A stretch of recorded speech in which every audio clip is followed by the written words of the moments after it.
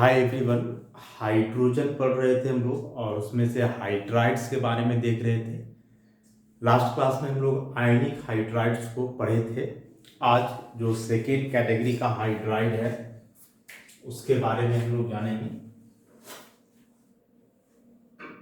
Covalent या फिर इसी को हम लोग बोलते हैं मॉलिक्यूलर हाइड्राइड्स।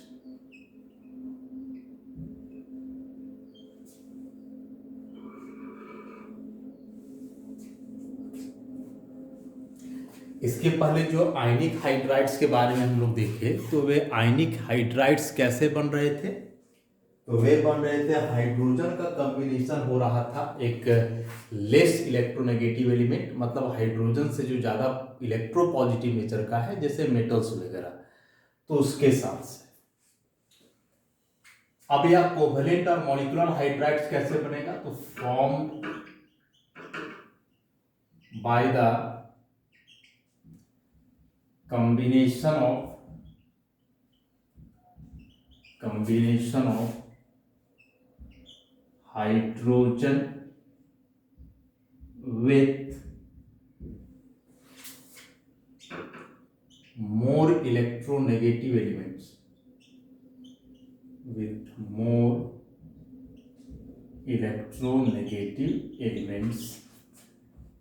मतलब नॉन मेटल्स।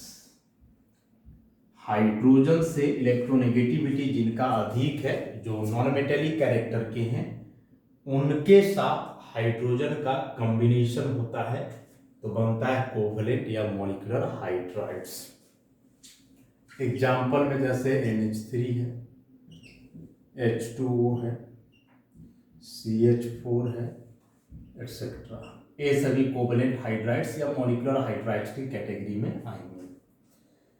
प्रिपरेशन की बात करें, कैसे बनते हैं ये मॉलिक्यूलर हाइड्राइड्स, तो प्रिपरेशन में सबसे पहला इसमें by direct combination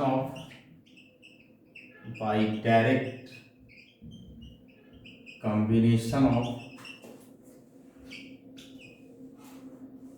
elements, hydrogen का दूसरे एलिमेंट के साथ डायरेक्ट कॉम्बिनेशन से जो है कोवेलेंट हाइड्राइड्स का फॉर्मेशन होता है। जैसे H2 प्लस Cl2 सनलाइट के प्रेजेंस में कंबाइन करेंगे तो 2HCl बन जाएगा। उसी प्रकार से 2H2 प्लस O2 2H2O, यहाँ भी इलेक्ट्रिक डिस्चार्ज की आवश्यकता होती है, डायरेक्ट कॉम्बिनेशन बिना एनर्जी सोर्स का नहीं होता है। उसी प्रकार से नाइट्रोजन का हाइड्रोजन से कॉम्बिनेशन होगा, हैबर प्रोसेस पीछे भी देख चुके हम लोग, 673 केल्विन 200 एटीएम प्रेशर, तो 2NH3। तो ये कुछ वैसे हाइड्राइड्स हुए जिनका फॉर्मेशन हाइड्रोजन का एक मोर इलेक्ट्रोनेगेटिव एलिमेंट के साथ डायरेक्ट कॉम्बिनेशन से हो रहा है। कुछ अब हाइड्राइड्स वैसे हैं जो बनते हैं मेटल कार्बाइड, मेटल नाइट्राइड या फिर मेटल बोराइड का हाइड्रोलाइसिस से। ये तो डायरेक्ट कॉम्बिनेशन से बन गए। अगला तरीका है बनने का हाइड्रोलाइसिस से।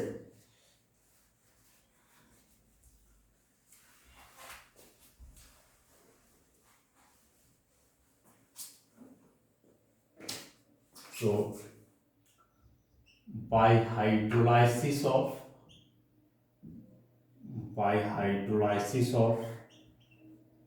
metal borides, carbides, nitrides etcetera, इन सबों का हाइड्रोलाइसिस है। जैसे मैग्नीशियम बोराइड Mg3P2, इसका हाइड्रोलाइसिस करोगे तो मैग्नीशियम हाइड्रोक्साइड प्लस डाइबोरेन बनता है, कोवेलेंट हाइड्राइड हो गया। उसी प्रकार से एल्यूमिनियम कार्बाइड है, इसका हाइड्रोलाइसिस करोगे तो aluminium hydroxide plus CH4 methane बनेगा। उसी प्रकार से कैल्शियम फॉस्फाइड है, इसका भी हाइड्रोलाइसिस करोगे तो कैल्शियम हाइड्रोक्साइड प्लस फॉस्फिन बन जाएगा। तो चाहे वह बोराइड हो, देखो यहाँ B पर 3 माइनस है, कार्बाइड हो C पर 4 माइनस है, या फॉस्फाइड हो F पर 3 माइनस है, ऐसे। तो बोराइड, कार्बाइड या फॉस्फाइड का जब हाइड्रोलाइसिस करोगे तो यहाँ से भी जो है कुछ हाइड्राइड्स बनते हैं। ऑब्वियसली वे कोवेलेंट या फिर मॉलिक्यूलर हाइड्राइड्स होंगे। उसके बाद कुछ एसिड्स का रिएक्शन किसी स्पेशल या टिपिकल कंपाउंड से जब होता है तो वहां भी जो है कोवेलेंट हाइड्राइड का फॉर्मेशन होता है।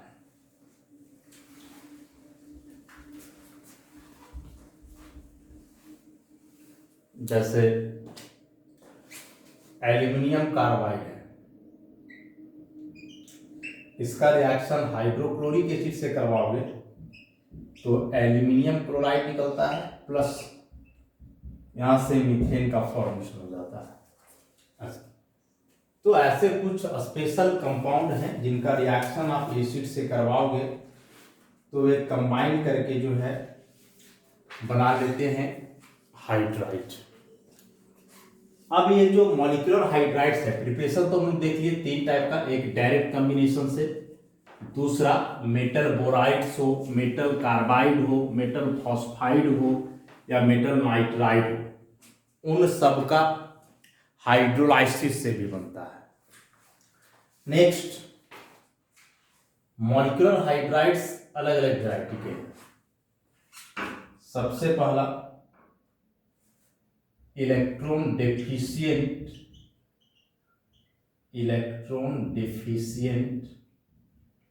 Molecular hydride. उसके बाद इलेक्ट्रॉन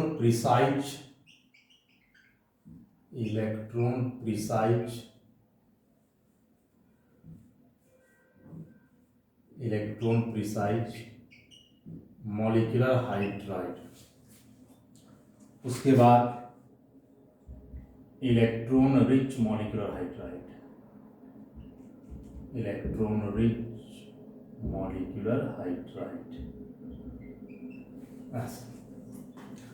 तो ये 3 प्रकार के हाइड्राइड हुए, electron deficient molecular hydride, electron precise molecular hydride और एक इलेक्ट्रॉन रिच मॉलिक्यूलर हाइड्राइड। क्या अंतर है तीनों में? इलेक्ट्रॉन डेफिशिएंट हाइड्राइड कहने का मतलब कि central atom contains less than 8 electrons in the valence shell, generally formed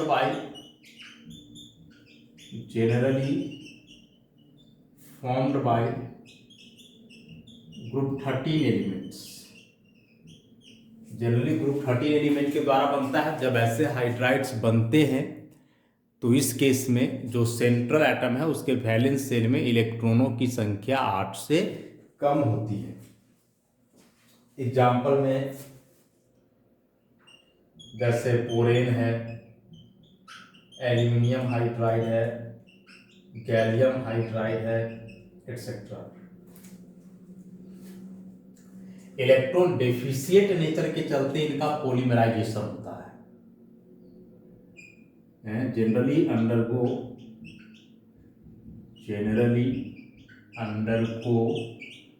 polymerisation, generally polymerisation होता है इनका। जैसे BH3 दो आपस में जुड़ गया तो बन जाता है B2S6, डाइबोरेन का फॉर्मेशन हो जाता है। उसी प्रकार से एल्यूमिनियम हाइड्राइड बहुत सारे आपस में मिल करके पॉलीमर बनाते हैं, ऐसा। तो इलेक्ट्रॉन डेफिशिएंट नेचर का होने के चलते जो है पॉलीमराइजेशन होता है। जैसे B2S6 का स्ट्रक्चर आप बनाओगे तो इसका ऐसा स्ट्रक्चर होता है, ऐसा, और वहीं आप BS3 के स्ट्रक्चर बनाओगे तो ऐसा होता है, ऐसा। तो यहाँ आप देखोगे तो बोरोन का वैलेंस में 6 इलेक्ट्रॉन है, 2 बॉन्ड इधर, 2 इधर, 2 इधर, 6 इलेक्ट्रॉन। लेकिन वही आप यहाँ देख लोगे तो 2 4 6 8 इलेक्ट्रॉन हो जा रहा है, ऐसा। तो इलेक्ट्रॉन डेफिशिएंसी को दूर करने के लिए जो इलेक्ट्रॉन डेफिशिएंट मॉलिक्यूलर हाइड्राइड्स होते हैं उनका पॉलीमराइजेशन होता है, और वे पॉलीमर मतलब आपस में कंबाइन करके जो है ऐसे पॉलीमर का फॉर्मेशन करते हैं। तो यह था इलेक्ट्रॉन डेफिशिएंट मॉलिक्यूलर हाइड्राइड। समझ गए कैसे पहचानेंगे? सेंट्रल एटम का वैलेंस शेल में 8 से कम इलेक्ट्रॉन होगा, ग्रुप 13 एलिमेंट्स के द्वारा जनरली बनेगा, कॉमन जैसे बोरोन, एल्यूमिनियम, गैलियम के जो हाइड्राइड्स हैं। इलेक्ट्रॉन डेफिशिएंट नेचर होने के चलते इसका पॉलीमराइजेशन होता है, और पॉलीमराइजेशन होकर के डायमर, ट्राइमर या फिर पॉलीमर का फॉर्मेशन हो सकता है। जैसे एग्जांपल बताया, यहाँ BH3 मिलकर के B2S6 बनाया, यहाँ 6 इलेक्ट्रॉन है बोरोन का, जबकि यहाँ देखोगे तो अगल बगल 4 बॉन्ड्स है, तो उस हिसाब से 8 इलेक्ट्रॉन हो जाएंगे, ऐसा। अब इलेक्ट्रॉन प्रिसाइज मॉलिक्यूलर हाइड्राइड। तो इलेक्ट्रॉन प्रिसाइज मॉलिक्यूलर हाइड्राइड मतलब उसमें जो सेंट्रल एटम है उसका वैलेंस शेल में 8 ही इलेक्ट्रॉन होगा, ना 8 से ज्यादा होगा ना 8 से कम होगा।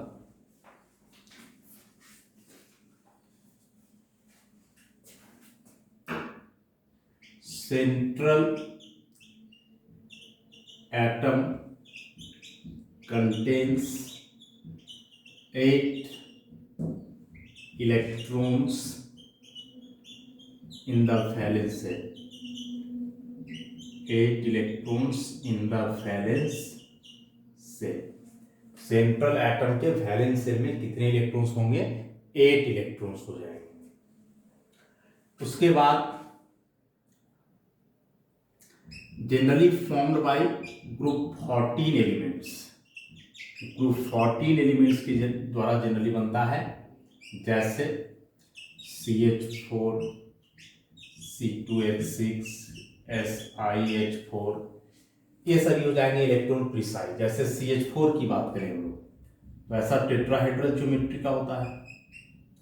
यहाँ देखोगे कार्बन के अगल बगल 4 बॉन्ड्स हैं, तो 4 बॉन्ड्स के लिए 8 इलेक्ट्रॉन्स हो गए। तो यदि सेंट्रल एटम के वैलेंस शेल में 8 ही इलेक्ट्रॉन्स हो तो ऐसे हाइड्राइड्स को हम लोग बोलते हैं इलेक्ट्रॉन प्रिसाइज मॉलिक्यूलर हाइड्राइड, और ये जनरली बनते हैं ग्रुप 14 एलिमेंट्स के द्वारा। ज्योमेट्री कैसा होता है? टेट्राहेड्रल। इसमें आ जाओ, central atom contains 8 electrons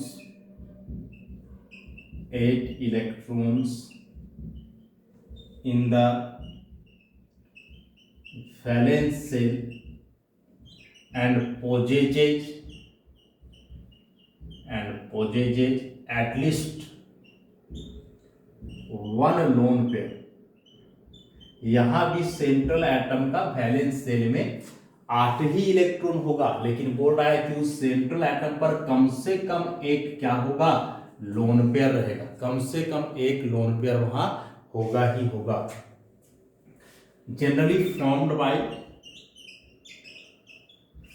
bye group 15 to 17 elements, जैसे NH3 है, H2O है, HCl है, ऐसे। तो बी ब्लॉक में आते हैं ग्रुप 13 से लेकर के 18 तक। 13 वाले बनाएंगे इलेक्ट्रॉन डेफिशिएंट मॉलिक्यूलर हाइड्राइड, 14 वाले बनाएंगे इलेक्ट्रॉन प्रिसाइज मॉलिक्यूलर हाइड्राइड, और बचे 15 to 17 तो ये बनाएंगे electron rich molecular hydride. Electron अधिक होगा इसमें। अधिक कैसे होगा? लोन पेयर बच जाएगा सेंट्रल एटम के पास, देख सकते हो यहां से। जैसे NH3 है ऐसा, तो यहां ऐसा स्ट्रक्चर इसका बनाते हैं हम लोग, एक लोन पेयर बच जाएगा। H2O है, ऐसा स्ट्रक्चर बताते हैं, 2 लोन पेयर बन जाएगा। HCl है, 3 लोन पेयर बच जाएगा। तो ये जो लोन पेयर बच रहा है या बता रहा है कि इसके पास एक्सेस इलेक्ट्रॉन है, और एक्सेस इलेक्ट्रॉन है, इसलिए इसको हम लोग क्या बोल रहे हैं, इलेक्ट्रॉन रिच मॉलिक्यूलर हाइड्राइड के नाम से जान रहे हैं, इलेक्ट्रॉन रिच मॉलिक्यूलर हाइड्राइड। तो समझ गए 3 टाइप के मॉलिक्यूलर हाइड्राइड्स कौन कौन से हुए, electron deficient, electron precise, electron rich. Electron deficient group 13 के एलिमेंट से बने, जिसमें वैलेंस शेल में 8 इलेक्ट्रॉन से कम रहेगा। इलेक्ट्रॉन प्रिसाइज ग्रुप 14 से एकदम 8 इलेक्ट्रॉन रहेगा, कोई लोन पेयर वगैरह नहीं रहेगा। और लास्ट में इलेक्ट्रॉन रिच, जिसमें सेंट्रल एटम के वैलेंस शेल में तो 8 ही रहेगा, साथ ही साथ उस पर कम से कम एक लोन पेयर रहेगा। तो एक के बदले 2 हो सकता है, 3 हो सकता है, लेकिन कम से कम एक लोन पेयर जो है उस पर बच ही जाएगा। तो बहुत इंपॉर्टेंट है, ध्यान रखोगे। एग्जाम में जो है पहचानने देता है, ऐसे कई हाइड्राइड्स दिए हुए रहेंगे, अब पूछेगा कि इसमें से कौन इलेक्ट्रॉन डेफिशिएंट मॉलिक्यूलर हाइड्राइड है या फिर कौन इलेक्ट्रॉन रिच मॉलिक्यूलर हाइड्राइड है, ऐसे करके क्वेश्चन जो आता है। तो बहुत इंपॉर्टेंट है, इसको ध्यान में रखेंगे हम लोग। 1-2 क्वेश्चन कर भी लेते हैं इससे।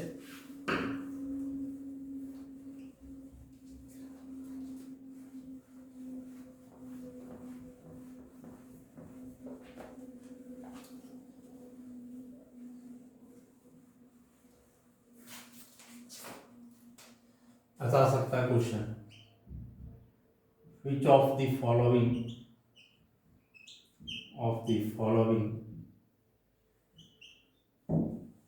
is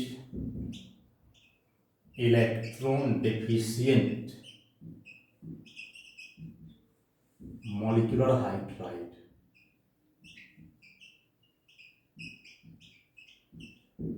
ऐसा क्वेश्चन आ सकता है, ऑप्शन में दिए रहेंगे PH3, CH4, H2O, NH3, ऐसा क्वेश्चन आ सकता है। ये ऐसी में थोड़ा सा अलग कर देगा इसी को, कि which of the following is not an electron rich molecular hydride। इनमें से कौन इलेक्ट्रॉन रिच मॉलिक्यूलर हाइड्राइड नहीं है। ऑप्शंस दिए रहेंगे NH3, H2O, उसके बाद HCl, और एक ऑप्शन दिया हुआ रहेगा SiH4, ऐसे करके। तो समझ रहे हो, बस इसमें कंसेप्ट को समझना है, कुछ कैलकुलेशन नहीं करना है और कोई झंझट नहीं है। कंसेप्ट समझे रहोगे, डायरेक्ट टिक कर दोगे। यहाँ इलेक्ट्रॉन डेफिशिएंट पूछ रहा है तो BH3 हो जाएगा। बस एलिमेंट देखना था कि ग्रुप 13 वाला रहता है तो इलेक्ट्रॉन डेफिशिएंट, 14 वाला इलेक्ट्रॉन प्रिसाइज, और 15 to 17 रहता है तो वह होता है इलेक्ट्रॉन रिच। समझ गए। तो ऐसे क्वेश्चंस एग्जाम में आते हैं फ्रीक्वेंटली, काफी इंपॉर्टेंट भी हैं, तो इसको ध्यान में रखोगे। तो यह था कोवलेंट या मॉलिक्यूलर हाइड्राइड्स। आयनिक हाइड्राइड्स ऑलरेडी देख चुके हैं, मॉलिक्यूलर हाइड्राइड्स भी हो गया। अब एक बच रहा है मेटेलिक हाइड्राइड, तो उसको भी हम लोग देख लेते हैं।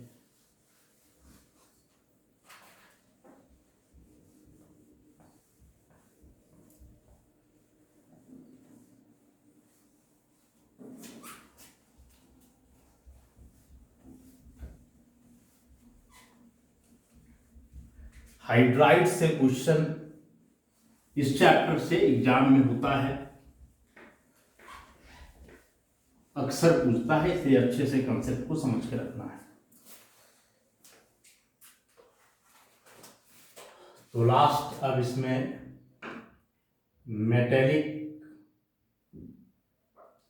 मेटेलिक और इंटरस्टिशियल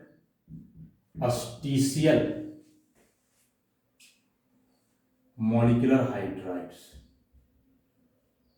मेटेलिक और इंटरस्टिशियल मॉलिक्यूलर हाइड्राइड्स।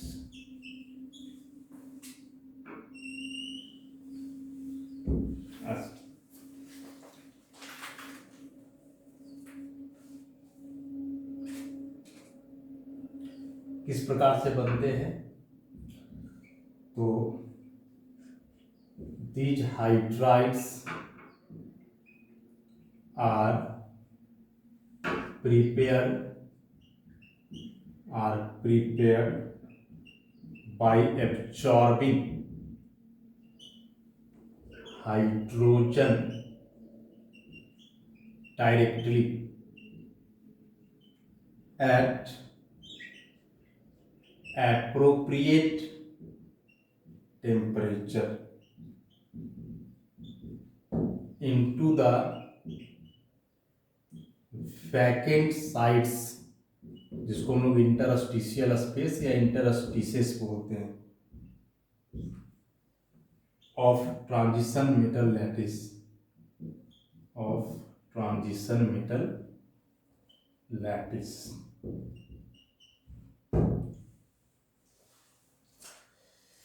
जैसे आगे पढ़ोगे क्लास 12th में कि कोई मेटल है तो मेटल्स मोस्टली होते हैं सॉलिड। एक मरकरी को छोड़ दिया जाए तो सारे मेटल्स तो सॉलिड ही हैं। मान लो कि यह मेटल एटम है ऐसा। अब यदि ऐसे ऐसे कई एटम्स आपस में अरेंज रहेंगे इस प्रकार से, एक रेगुलर अरेंजमेंट होगा उनका, तो अरेंजमेंट के दरमियान देख रहे हो कि एटम्स के बीच कुछ खाली जगह बच जा रहे हैं। इसी खाली जगह को हम लोग बोलते हैं इंटरस्टिसेस। तो होता क्या है कि मेटल का क्रिस्टल है और उस क्रिस्टल लैटिस में ऐसे कुछ कुछ खाली जगह है जो इंटरस्टिसेस कहलाते हैं। तो यही खाली जगह में जो है ना हाइड्रोजन गैस का डायरेक्ट एब्जॉर्प्शन करवाया जाता है। तो जब हाइड्रोजन गैस का एब्जॉर्प्शन होता है तो यही खाली जगह को हाइड्रोजन ऑक्यूपाई कर लेते हैं। ये हाइड्रोजन होगा सब जगह ऐसे। तो मेटल का लैटिस में जाकर के हाइड्रोजन वहां ऐड हो रहा है या हाइड्रोजन जाकर के उस जगह को ऑक्यूपाई कर रहा है मेटल क्रिस्टल में। इसलिए इसको हम लोग क्या बोलते हैं, मेटेलिक और interstitial molecular hydrides. Metal crystal में है इसीलिए। ऐसे हाइड्राइड्स जनरली बनते हैं, ऐसे हाइड्राइड्स जनरली बनते हैं, जनरली फॉर्म्ड बाय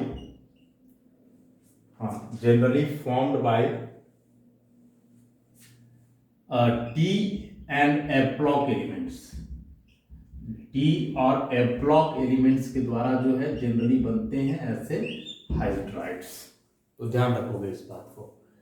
एग्जाम्पल कई हैं, जैसे scandium hydride, yttrium hydride, lanthanum hydride, zirconium hydride, niobium hydride, tantalum hydride etcetera. अब ये कितना हाइड्रोजन जुड़ेगा, रेशियो उसका या फिक्स्ड नहीं है, वो ट्रांजिशन मेटल के नेचर पे डिपेंड करता है। लेकिन इतना याद रखोगे कि मेटेलिक हाइड्राइड्स जब भी बनेगा तो डी और एफ ब्लॉक एलिमेंट्स के द्वारा ही बनेगा। नाम है मेटेलिक हाइड्राइड, में मेटल्स होंगे तो मेटल्स पी ब्लॉक में तो बहुत कम है एस में, डी और एफ में। एस वाले नहीं बनाएंगे, एस वाले तो आयनिक हाइड्राइड बनाते हैं, पी वाले मैक्सिमम कोवलेंट हाइड्राइड बनाते हैं। तो बच गए डी और एफ वाले, क्योंकि डी और एफ का जो मॉलिक्यूलर एटॉमिक साइज होता है वह थोड़ा बड़ा होता है, और बड़ा साइज होने के चलते या इंटरस्टिशियल स्पेस क्रिएट हो पाता है अच्छे से, इसलिए हाइड्रोजन जाकर के इसको ऑक्यूपाई करता है और फिर इंटरस्टिशियल हाइड्राइड्स का फॉर्मेशन इसमें होता है। अब ये जो मेटेलिक या इंटरस्टिशियल मॉलिक्यूलर हाइड्राइड्स हैं या इंटरस्टिशियल हाइड्राइड्स, मॉलिक्यूलर यहाँ नहीं लगेगा, इनके कुछ बेसिक से प्रॉपर्टीज हैं। क्या प्रॉपर्टीज है इनके, देखते हैं।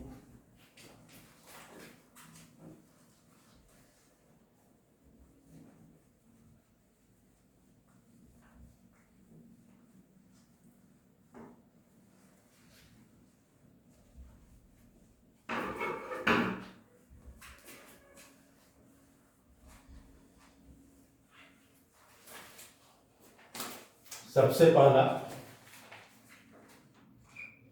कि जो मेटेलिक हाइड्राइड्स हैं वे हार्ड होते हैं, मेटल के जैसा ही मेटेलिक लस्टर होता है, इलेक्ट्रिसिटी के कंडक्टर होते हैं, कंडक्टर ऑफ इलेक्ट्रिसिटी। चूंकि मेटल के लैटिस को उतना डिस्टर्ब नहीं करते हैं तो मेटल क्रिस्टल में जैसे फ्री इलेक्ट्रॉन होने से इलेक्ट्रिकल कंडक्टर होता है, उसी प्रकार से उसका हाइड्राइड में भी होगा। तो कंडक्टर ऑफ इलेक्ट्रिसिटी, और कुछ मैग्नेटिक प्रॉपर्टी भी होता है, पैरामैग्नेटिक, डायमैग्नेटिक जैसे बिहेवियर शो कर सकते हैं।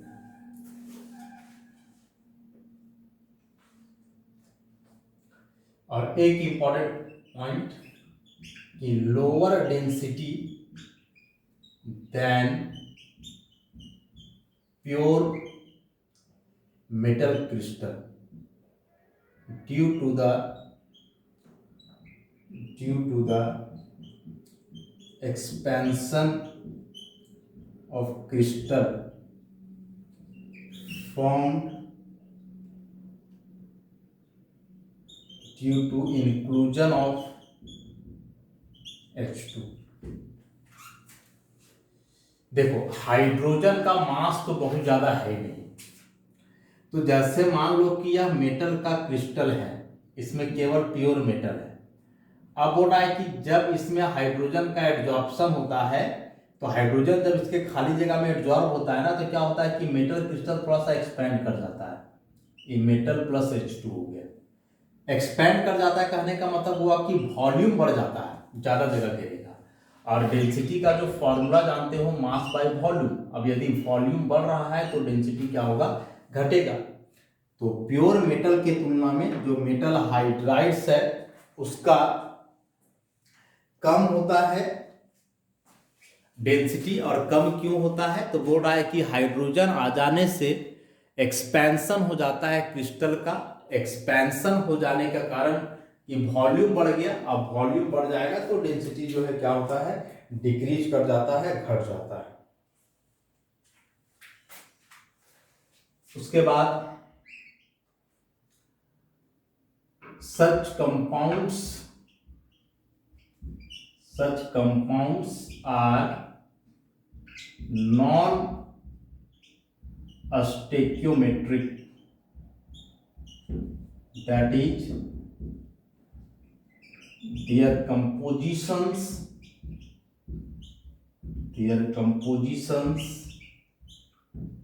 vary with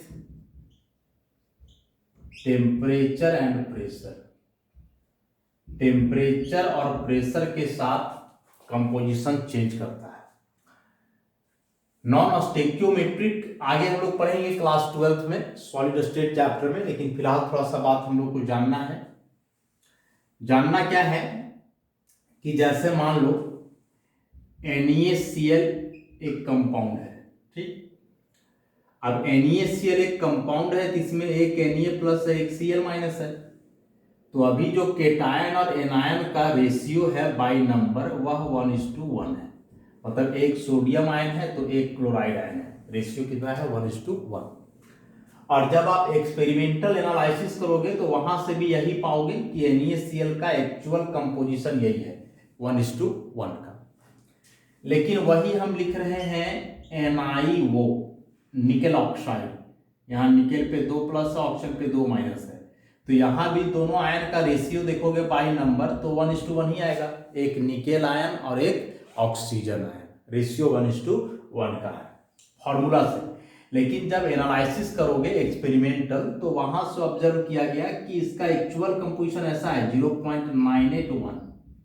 मतलब निकेल 1 के बराबर नहीं है, 1 से कम है, कितना है 0.98 है।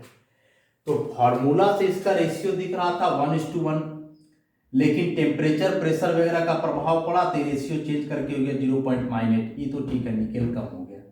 तो ये जो रेशियो अलग हो जा रहा है, कंपोजिशन जो चेंज कर रहा है, इसी को हम लोग बोलेंगे नॉन स्टेक्योमेट्रिक।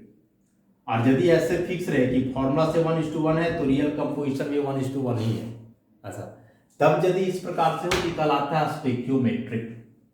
तो बोल रहा है कि ये जो हाइड्राइड्स होते हैं मेटल के, ये नॉन स्टेक्योमेट्रिक हैं।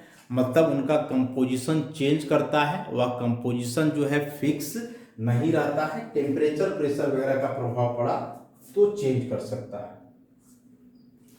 तो इस काफी इंपॉर्टेंट पॉइंट था जिसको एकदम ध्यान में रखोगे। साथ ही साथ बोल रहा है कि ये जो मेटल के हाइड्राइड्स हैं वे जनरली यूज किए जाते हैं used as industrial reducing agent. Used as industrial industrial reducing agents. Industrial reducing agents के रूप में जो है इनका इस्तेमाल किया जाता है।